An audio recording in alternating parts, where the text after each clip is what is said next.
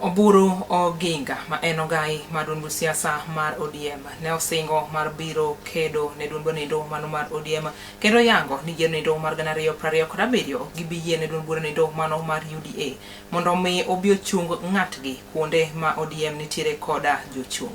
Magine wacho bang' kane osesidha yanga kaka ogai mar dun bonindo e kinde nyasi kata rom mabende ne obai koda jokanyo mag ODM Jamhuri Grounds odiochieng' makawuono. I was not meant to talk long.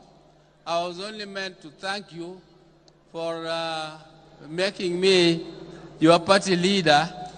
But I want to inform you that as we continue to negotiate in this broad-based arrangement, all of you know that we came through the window in this broad-based government. And we were left there by my brother Raila Amolo Odinga. He is the one who left us there. And we are going to continue to be there up to 2027.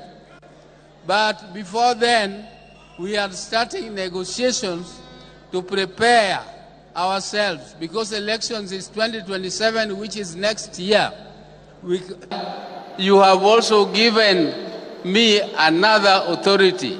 Apart from electing me the party leader, you have given me authority to start negotiating with other like-minded parties, starting with our current partners in the broad-based government. And I will do it as instructed by you. I will do it with my colleagues. It is not a one-man job.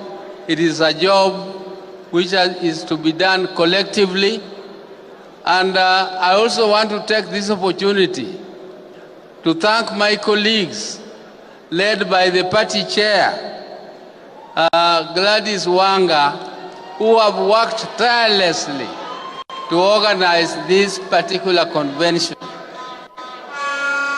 I was not part of the organizing team, and this team has done a wonderful job, and I congratulate them.